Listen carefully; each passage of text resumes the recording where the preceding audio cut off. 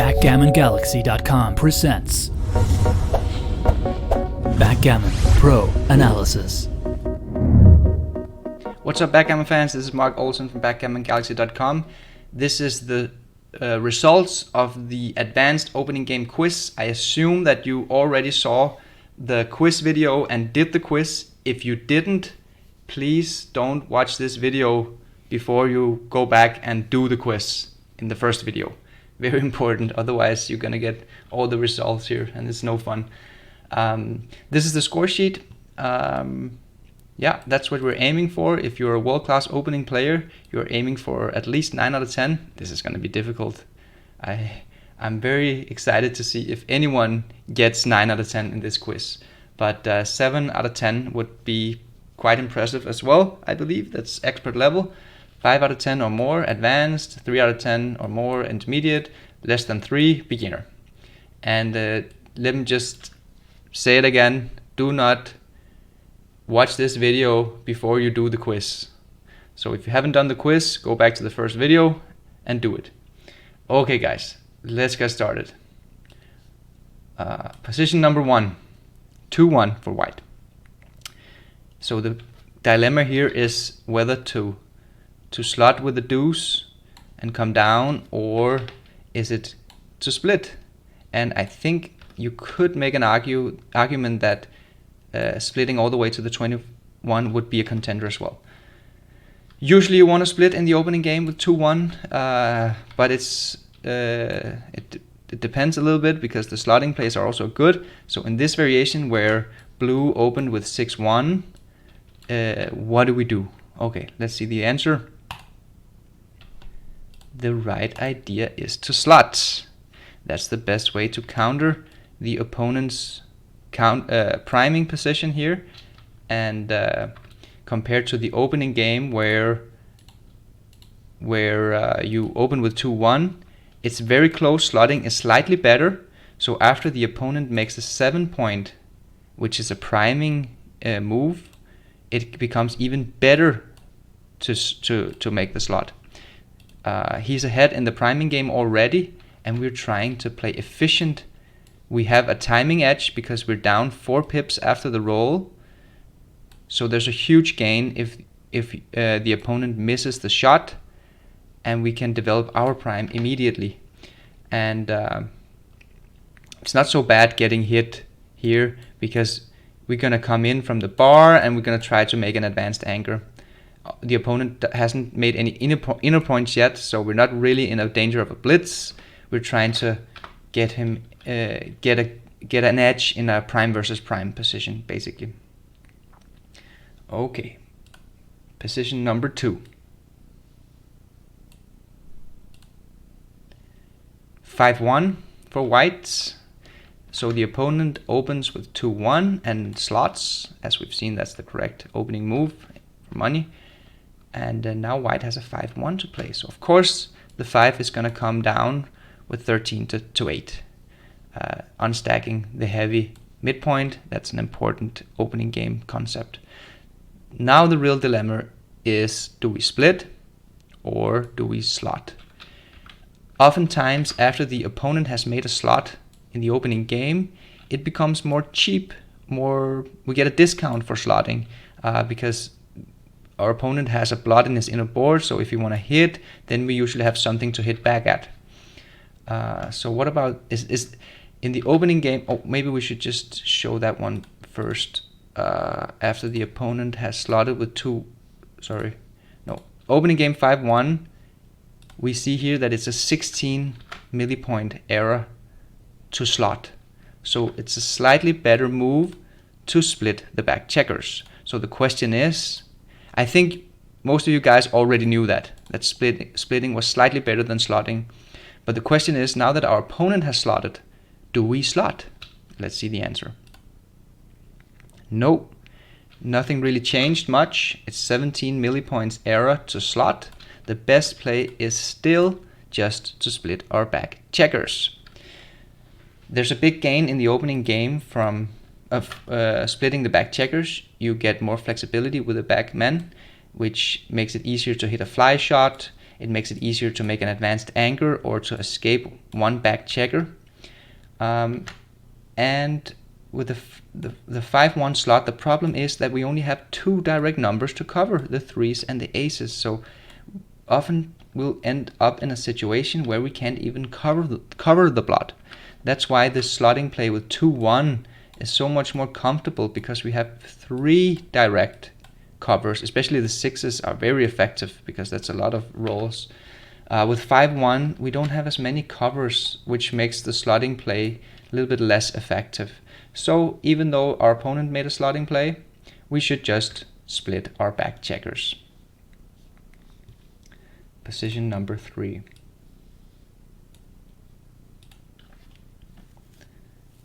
Okay, this is a little bit tricky because blue has played an odd variation. He made a small mistake with the opening 6-3 or 5-4, we don't really know, and ran all the way. Of course, the right way to play a 6-3 would be to come out and come down, and the right way to play a 5-4 would be to split to 20 and come down. So the opponent made an unusual play, splitting out to the 10 point. Now we have a 6-2 to play. Do we just play it as a standard opening, or do we get creative and find another play here? Let's see the answer. The best play is to slot the 5 point, closely followed by the standard play, I would say, the standard opening play. The problem with this move is that you leave the direct shot here in the outfield. Even though it's duplicated somewhat because we have aces and aces, it's still quite annoying to give a direct shot in your own outer board. That decreases the value of the standard play. We also have the this interesting play here closely behind, which is the slot the 7 and then split with the deuces. This is the most efficient play. We get to unstack the heavy midpoint. We have a nice builder distribution to cover the slot on the 7 point. We get our back checkers moving. The only problem is that we violate the concept of we don't like to play loose on both sides of the board. So we have blots in our opponent's sides and we have blots in our own side. That's a little bit too much exposure, but it's a very efficient play. And then we have the best play, 13 to 5. Notice that this move doesn't violate the concept of playing loose on both sides of the board. Oh, let me just focus on this play. The downside to this move, that it is a little bit inefficient. Yes, we do get to unstack the midpoint, but we slot the 5 point with the wrong checker because we didn't get to unstack this heavy 6 point. Ideally, that's the checker we want to slot. So it's not too efficient. However, it doesn't leave a direct shot in the outer board, and it doesn't play loose on both sides of the board, and there's a very big gain every time you don't get hit, that hopefully you can make your golden point next turn. Okay, so if you didn't knew this one, maybe this was a new one for you. This is one of the exceptions where you actually slot in the opening game after you rolled a 6, and it comes after the variations where the opponent opted for a running play. So that's the rare exceptions where you actually do slot with a 6 either to the 7 or to the 5. Okay, let's move on. Position number 4 coming right up. Deuces. This is always tricky. So do we hit? Do we build? Do we, if we build, do we step up and make the anchor on the 22, or do we come down and make the very nice point on the 11 point, unstacking the midpoint? Tricky play. Let's see the answer. You hit. The best play here is to come all the way out and hit. Okay, so why can that? What's the reasoning behind this? The opponent made a very strong split here to the 18 point. So if we don't hit, if we make the priming move, which looks like this, we give our opponent the chance to come out and neutralize all our offensive play with that very strong advanced anchor on the bar point. That's a very strong case for hitting. Furthermore, look at the raise after the move. We're down 2 pips. However, if we hit, then we're up 14 pips, and it's gonna be more difficult for our opponent to neutralize our offensive game plan. Even if he gets a lucky 7, for instance, and makes the anchor, then he still has this back checker, which is being primed and kind of exposed to a blitz. So in this case, because of the opponent's very strong split to the bar point, we have to make the hit in the outfield. It is simply just more important than developing your prime structure. Okay, let's see position number 5. Double 3. Aha. So we could hit, but what do we do with the last 3 if we hit in the outfield? Okay, we can maybe play this. It's extremely good to hit in the outfield in the opening game, we know that. But we also have other plays that hits and develops at the same time, and that's after you hit on the 7 point, you could either make the 7 point, which is very strong and stable, or you could try to make new points, the 5 point, the 3 point, or even to come up with an anchor. So there's lots of possibilities here. Let's see the right answer.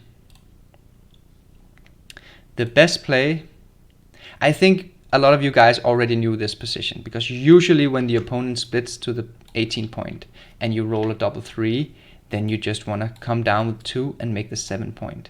It's simply just a strong move. You don't leave any shots, you develop your prime, you increase your checkers in the zone from 8 to 10 checkers, so you even increase your blitz value a lot by this move. And if you compare it to a move like this one, the second best move where you hit and make the golden point, you just simply give your opponent too many fly shots. It's you're risking a lot making this move. It wins you more gammons, yes, it wins you like 2.5% more gammons, but it comes with a cost of more than 1% wins in terms of winning chances and more gammon losses. So all in all, the solid move of 13 to 7 is the best move here. I think that a lot of you guys got this position right. Okay, let's move on to position number 6. Deuces again. So notice that this is a variation of position number 4. I didn't put them right next to each other just to mix it up. So what about this one? This is slightly different. Now the opponent has made a minor split rather than a major split and put a builder down on the 9 point. So let's see what the right idea here is. Now developing becomes better than hitting. Hitting is half a blunder. The main difference, and first of all, even if you figure out that you're not supposed to hit, you still have a difficult decision, because do you make the 11 point or do you step up and make the 22 point? So first we have to figure out that we're not supposed to hit, and the argument here is that the opponent has made the minor split, so he's not threatening to come out and make that a very strong advanced anchor. So the value of hitting decreases compared to the previous position where the opponent has split out with 6-4. Okay, so that should be the argument for developing rather than hitting. Next question, after we make the 4 point, do we make the 22 or do we make the 11 point? And here the key is that our opponent has that very active builder and blot on the 16 point, and that just makes it very strong to step up here to the 22 point. You win slightly less games, 0.3% less games, 0.0% less gammons, but the difference in gammon saves is quite substantial. Almost 3% less gammon losses. So this is the best play, even though it's very close. Let's see a variation here. Let's see if we put this spare checker on the 13 point instead of the 11 point instead of the opponent's 11 point instead of the opponent's 9 point. So he has opened with a 2-1 split, and in this case the offensive developing moves become clearly the right idea. You don't have that advantage of having direct contact with the blot, and furthermore this builder on the 11 point is less active than the builder on the 9 point, so your incentive for getting an advanced anger is less. So here you could go all out for the offensive move and just unstack your 2 heavy points and make 2 very strong points on the 4 point and on the 11 point. So that's a good little variation to have in mind. 5-1, if the opponent had opened with 5-1, again, is much less threatening. He doesn't have that very active builder on the 9 point, so he has lower flexibility, fewer numbers to develop his position. Therefore, we are not in a rush to get a defensive anger. We can focus on our offense and make the 2 key points, the 4 point and the 11 point.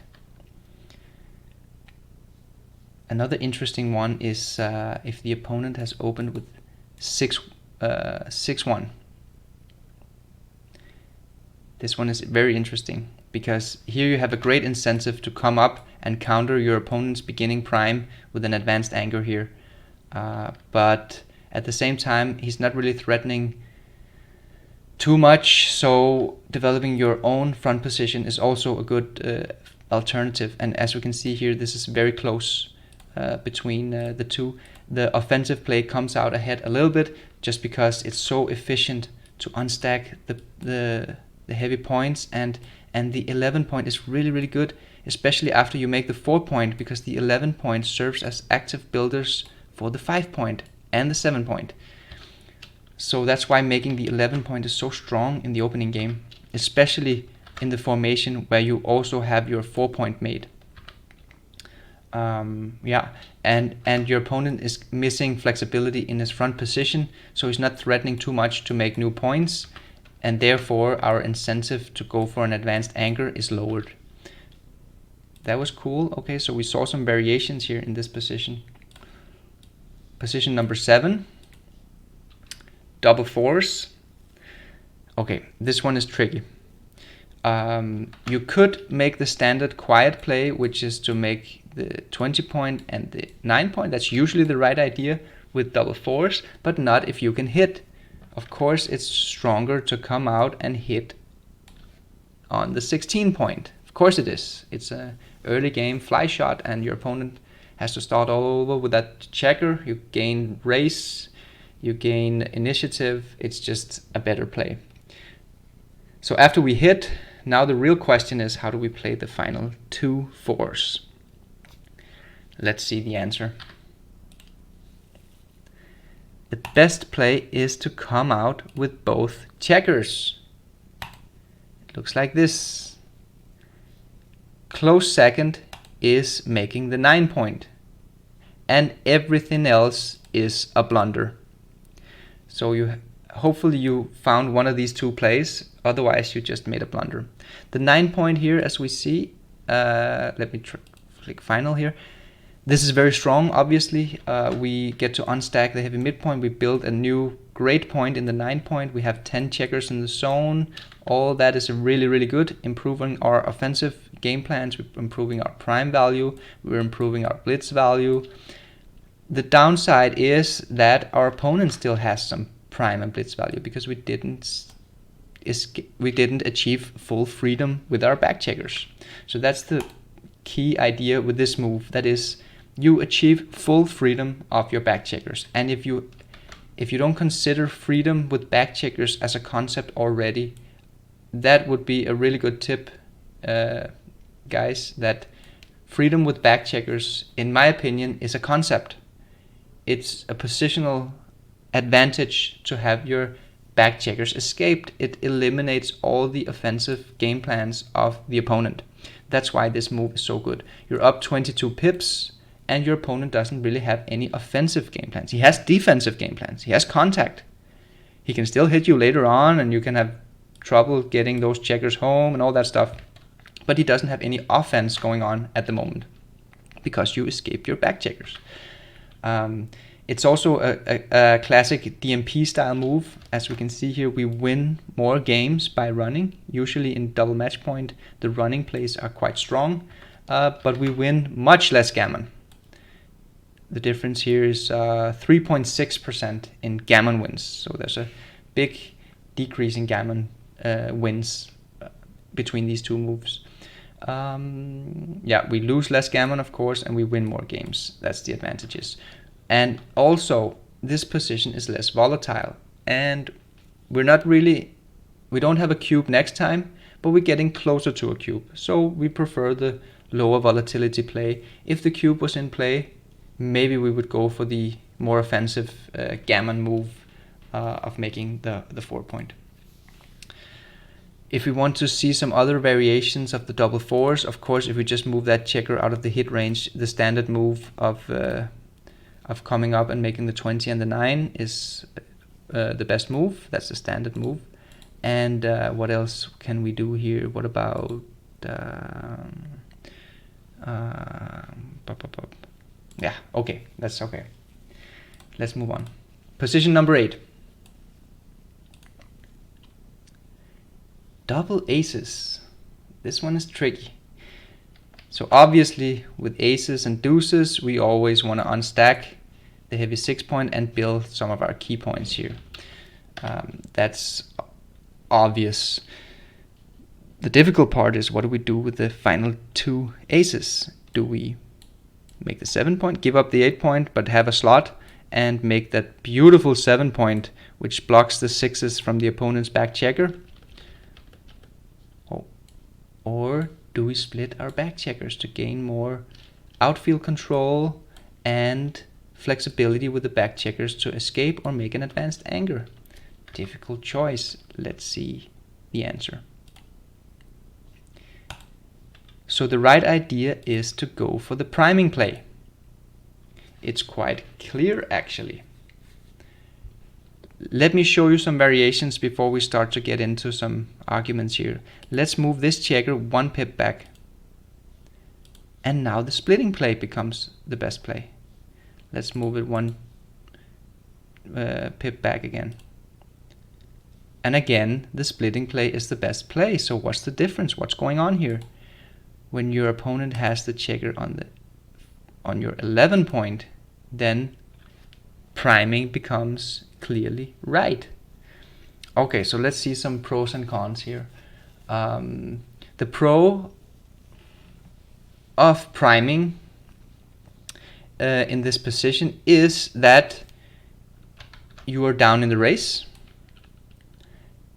which is quite significant, and this checker is actually a very active builder to making new points in the outfield.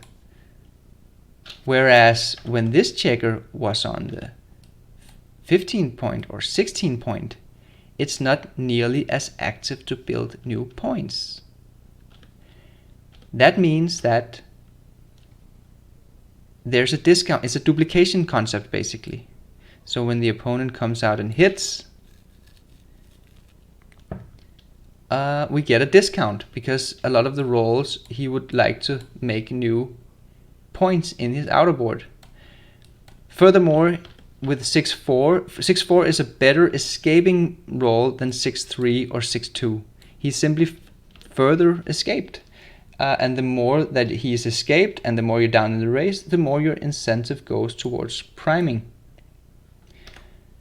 For sure there's some tactical issues here as well that I can't spot right here. It takes me a couple of hours to make these videos, to find the positions, analyze them, and I analyze on the fly. I don't really prepare, but I can imagine maybe some of you guys can analyze this more deeply in our strategy Facebook group, Backgammon Strategy. But for sure there's some tactics going on here with the numbers, that here since these are 2 pips away from each other, there's some duplication stuff going on. But if you didn't know this variation, that when the opponent has run with 6-4, then you should build and develop your prime. Whereas if he has run with 6-3 or 6-2, it's rather close, and splitting is actually the better play. It might be that it's also easier to get, or it's more difficult for the opponent to safety that blot. So oftentimes it comes down to the outfield, and then it's a big advantage to have your back checker split, so you have an increased probability of hitting. Whereas when this checker is on the 11 point, on your 11 point, it's much easier to safety the checker because it's in direct range of the 8 point and of the midpoint, and you don't get that fly shot as often. Therefore, you might as well just develop your own prime. Okay, guys, that was a tricky one. Position number 9. Deuces. This is a position that happens all the time.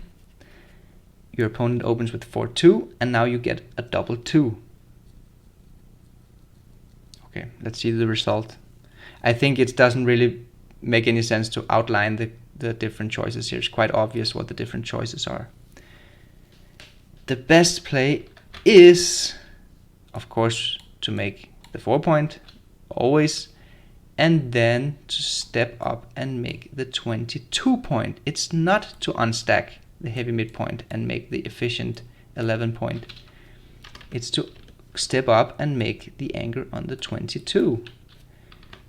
Close second is the offensive efficient play, and a quite close third, making the golden point, which of course is a tremendous play. You eliminate all of the offense from your opponent, but the downside is that you don't develop your own offense at all. So therefore the middling play of doing both at the same time is just a stronger move. Okay, so why is let me just show you some variations before we analyze this deeper. So if your opponent has made the 4 point, we step up and make the 22. If our opponent has made the 5 point, we also step up and make the 22. If our opponent has made the bar point with 6-1, now we play offensively, because he has low flexibility to develop his prime further, and we're not scared of a blitz.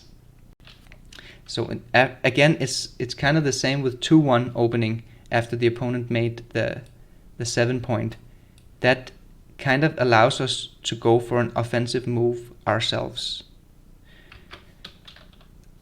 Okay, let's see the last variations here. So we saw 6-1, 3-1, 4-1, or 4-2. Now 5-3 response. Obviously we can't move the back checker, so that's kind of obvious. 6-4, if the opponent makes the deuce point with 6-4 and we get a double deuces, it's very close. Even though now our opponent has a blitz position and he's impure, so we want to go for a prime position, but it's actually still a little bit better just to step up and make the 22 point. So this is nice. This means that we have a rule here that we can remember, that if our opponent has made an inner point, then we make the anchor with 22 point anchor with double deuces every single time. If he hasn't made an inner board anchor, if he has made 6-1 for instance, then we make an offensive play. If he has made a boring move like 5-4, then of course we're going to make an offensive play. So the rule is, if our opponent has made an inner point, then we make the 22 point. Otherwise we play offensive and efficient. Okay guys, last position, position number 10. 6-4. So how do we play 6-4? We have 3 variations. Do we come out and down?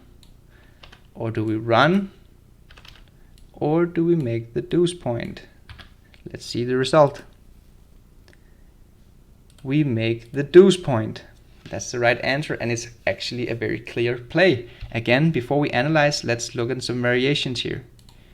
Let's say that our opponent has the deuce point. Again, making the deuce point is a clear play. Now let's say that he has a four point made. The deuce point is slightly better than running. Our opponent's prime value has increased by a significant amount, having the 4 point compared to the 3 or 2 point. Therefore, running becomes a contender now because we don't want to get primed, but still making an inner point and equalizing inner board strength is the best play. And 3-1, now we run. Now it's a mistake to make the blitz play. Now our opponent is threatening so much more to prime us, so we got to get out of that prime and just run all the way. This is a little bit too big because we are outboarded. Our opponent has a 2-point board versus 1-point board, and he really wants to play those sixes down with a hit. So the best play is to run all the way. Okay, the initial position was this one. It's a clear play. We make the deuce point. Okay, so let's analyze the position here.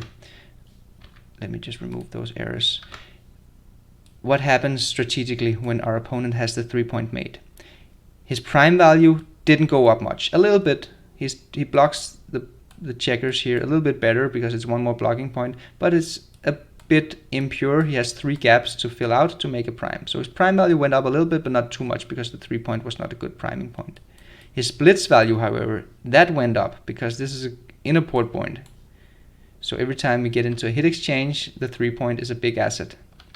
That's the problem with running or coming out. That is, we open ourselves up, we split our anger, and we open ourselves up to getting blitzed. Whereas if we make the deuce point, we don't split our anger, even though we do want to split our anger here because the race is still very close and he only has 8 checkers in the zone. So we prefer to split our anger. But it's just too big to come out. Here we have a 0 position, which means that there's 0 shots, no bloods, and we stay on the anger. We equalize the inner board strength, 2-point board versus 2-point board, and then next time we hope to get our back checkers going somehow. So that's the idea with 6-4. Okay, guys, let me know how you did. Write it in the comments section. How many right answers you got. This is the score sheet. Yeah, we have lots of answers coming already. That's cool.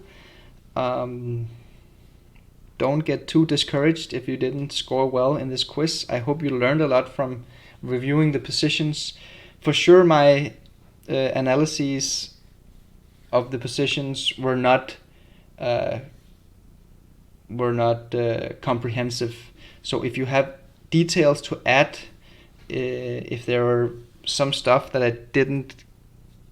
I left out or I didn't see, please post the position and bring us your arguments. I would love to see them. I'm not myself. I am probably a world-class player in the opening game, but I know that I have improvements to make in the opening game myself. So yeah, if I'm missing any arguments, post the positions and let us know.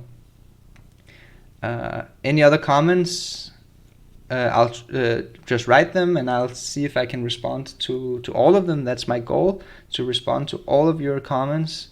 I love to read your comments, and I hope you like this video. And if it continues to be this popular with these quiz videos, it's probably something that we're going to continue to do in the future. So let me know as well. Remember to like the video, and remember to subscribe to our YouTube channel and click the notification bell. It's very important to let the internet know that we create quality content, and to have to increase this subscription number. At the moment we have a little bit less than 1,500 subscriptions. Next goal is 2,000, and the more you interact with our videos, and if you like our channel, the more our videos will go out to new people, new players, and get them introduced to the game. We have so much cool stuff here on our YouTube page. So share the videos and remember to like our Facebook page as well. Okay guys, that's it for now. Take care. Remember to join our Facebook group called Backgammon Strategy. That's where you should share the positions from this video if you have extra arguments that I missed out on, or if I made some bad calls in the analysis, let me know. That's all for now, and take care. See you next time. Backgammon Pro Analysis. BackgammonGalaxy.com. Play among the stars.